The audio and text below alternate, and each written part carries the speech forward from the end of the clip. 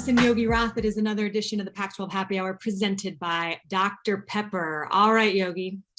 The third edition of the college football rankings are out. No movement in the top four. Georgia 1, Bama 2, Oregon is put at 3, and Ohio State is at 4. Utah moves up a spot to number 23. So we'll dive into some of the storylines, and there's a million of them. But your initial reaction, was there anything surprising or interesting that the committee did in your mind this week?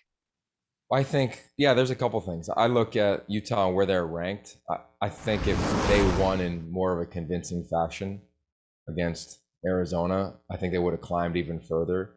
It feels as though people around the country are into what Utah is doing. They're very aware of what they've gone through off the field, the loss of a teammate, but also what they've gone through on the field with multiple offensive fronts, multiple running backs, and when they find their quarterback, they've taken off. Right? If it wasn't for their loss against Oregon State that we called, this is a team that I think would be higher than Wisconsin, who I get that they've got some quality wins, but I see them, and when I look at them, if I look at them against Wake Forest, for instance, where they're ranked, Utah would be favored in the game, right? Just in the way they play. So that's going to be one to track. The challenge is in their expected 3 games, are they going to lose 2 of them? Right? Like it'll be fun to track that thing. So I thought they'd be a little bit higher. I think they have an opportunity, obviously, to climb if they get a win this weekend, or even play it tough. People anticipate that. Oregon, I'm over the argument against Alabama. Clearly, no one's hearing that, or the committee's not talking that. They feel as though Alabama is the number 2 team in the country. So Oregon's sitting where they need to be at 3. I think as we get into it further along in the season, if they are to win out, we could talk about 3 and 2 and the difference of that and where that game is, in terms of the region in the college football playoff. I think something it's nuanced, but I think it'll be critical if they do make it to the playoff. But overall, they're sitting tight. They're sitting fine. I think if they win out, they'll be just fine with the remaining games that they have, and maybe even slide up to number 2, which would be great when you look at where they would possibly play the first round of the college football playoff. And I thought it was interesting. I always love listening to Gary Barta, at the end and talking to Reese Davis, and to get kind of some perspective on where the committee's head was at. And around the head-to-head discussion, which is what Reese led with, was, he said head-to-head is one of the criteria.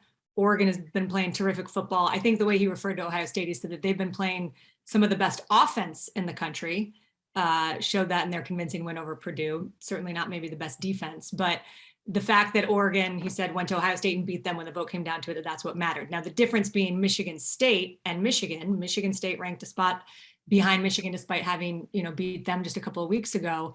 And Barta made a comment that caught my interest. He just said, statistically, Michigan comes out on top in almost every category. So am I making more of that than I should be?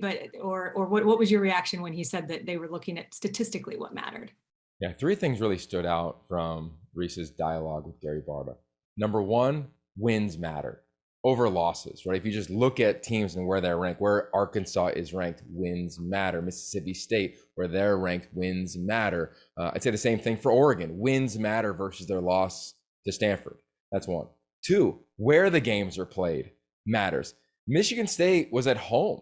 Like that gets lost in the whole dialogue, where Oregon went on the road to beat Ohio State.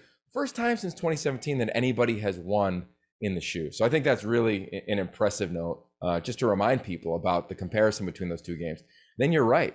When it comes down to it, stats among this committee, 7 new members this year, are a thing. So here's some stats for everybody out there on the Oregon Ducks.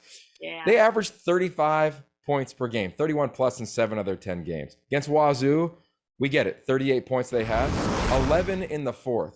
Ash, they're tied for 5th in the country in 4th quarter points. So they are hitting the gas late. I think that narrative is like, we want to see them finish. And I get that some games get, closer than maybe anticipated, but it's not like they're playing kids that aren't on scholarship, right? So when they have to at the end, they're finishing games. When you look at how they ran the football, they've had 300 plus yards rushing their last few games. First time they've done that since 2017.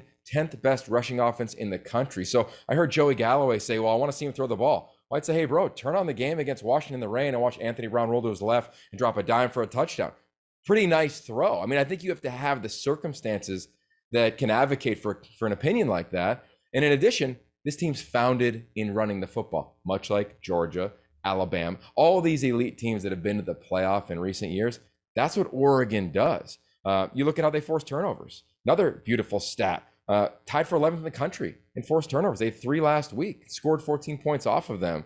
So I just think when you look at the numbers, Oregon backs it up. And then the final number is the amount of players they're getting back. They've lost so many that as the season has gone on. And we present to the committee this week. And again, you present to them the realities of the team. The realities of the team is they've dealt with a lot of injuries. They haven't flinched. And now they're getting guys back, and they're adding some young players. Look at the young running back who just went off, and Byron Cardwell. This dude looks like CJ Verdell back in the day as a true freshman. So, yeah, I think stats are a big deal, and Oregon backs that up versus some other teams that may be sitting behind the top 6 right now that have nice records, but statistically have struggled in some key components. I love those stats. I know Greg Mraz, our head of stats, is just smiling ear to ear listening to this right now. But I think the biggest thing, obviously, and we've talked about this. We talked about this last weekend when we were together. If Oregon wins out, they're good. They're in good shape. So Oregon and Utah play each other Saturday, 4:30 Pacific, 5:30 local kick at Rice Eccles. Winner Yogi clinches their spot in the Pac-12 championship game. The muss is going to be absolutely rocking. Britton Covey said today, this isn't just another game. This is a big game because of the stakes and the respect that we have for our opponent. So there's a million things we could dive into with this one, but the matchup that intrigues you most on Saturday night in Salt Lake City is what? I can't wait to see the coaching, to be quite honest with you. And not because they might play each other twice. Like, I don't think anybody's holding anything back, but offensively with Joe Moorhead, when you turn on the film, there's a lot of Anthony Brown looking to the sideline, changing the play, right? So what's Morgan Scalley going to do? How are they going to deal with that, right? How are they going to stop the run game of the Oregon Ducks?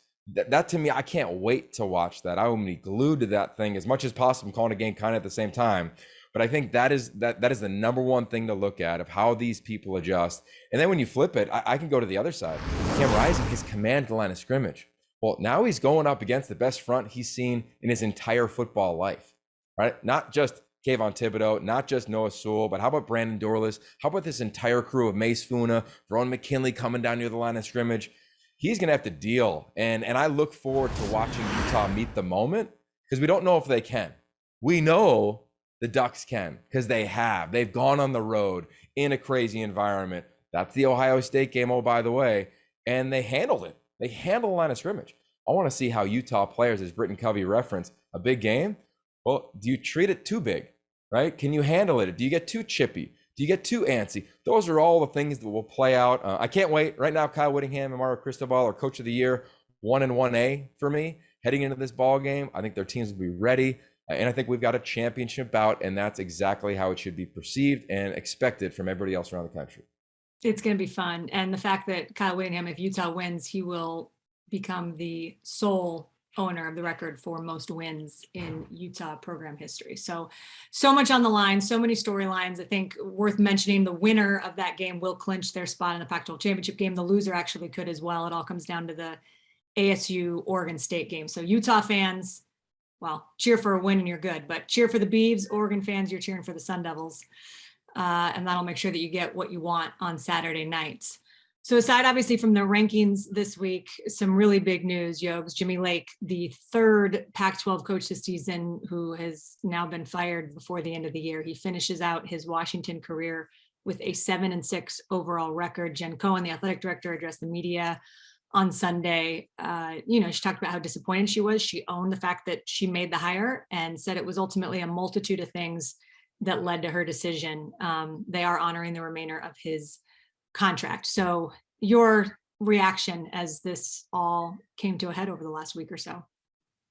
Well, I think the day Jimmy Lake got hired, I remember calling you being like, they're going to crush it, right? Coach Peterson had set the thing up.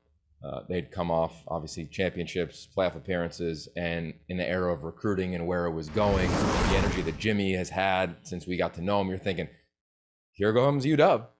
And to me, I thought he'd be there for a decade. I mean, this to me could have been his final job. He loved that place. So when all of this shook out throughout the course of the season, when you look at what they did offensively and where they struggled, and then of course over the last few days, and then ultimately the last week, I was surprised on a bunch of fronts because I thought he'd be there for a long time. But with that said, Jimmy Lake is no longer the head coach of the University of Washington. And the reality is, when you look at that job, to me, it's one of the more desired jobs in all of college football. And here's why. You Number one, have the facilities. Number two, you have the resources. Number three, you got the support. You have the community. I mean, you go to Seattle, we've been there for games. This fan base loves their program. And we're in an era in college football where it's hard to fill stadiums. This place brings it every single weekend. They support their team on a bunch of levels. And then what the University of Washington is doing for their student athletes off the field, I think it's as good as anybody regarding mental health, NIL, all the programs they have set up. So wherever they go next, a head coach is going to walk into that facility and that thing is going to be positioned to turn quickly and win quickly. And I've talked to a lot of coaches that want that job, Ash, and I can tell you that they echo those sentiments. They cannot wait to hopefully have an opportunity to interview for that job and showcase, the strategy that they have and their plan that they have when they go in there. And I think that's going to be the biggest thing for the next head coach at the University of Washington, is somebody with a very detailed plan of when they get in there, not only schematically, but how they're going to run the operation as a CEO. This thing clearly went sideways at the end. The coach that they bring in, to me, is going to probably have experience as a head coach and understand how to lay out a blueprint and then follow it and track it. So I know it's hard right now for the players. I feel for the players. I feel like we were just talking about Washington State or USC only a couple weeks ago with this. Here's the deal that I would say. When you look at teams around the country that have gone through challenging circumstances, whether it's off the field like Utah, on the field like Washington State, what have they done? The successful teams is when the players have united. So I'd say this to the University of Washington football team with only a couple games left.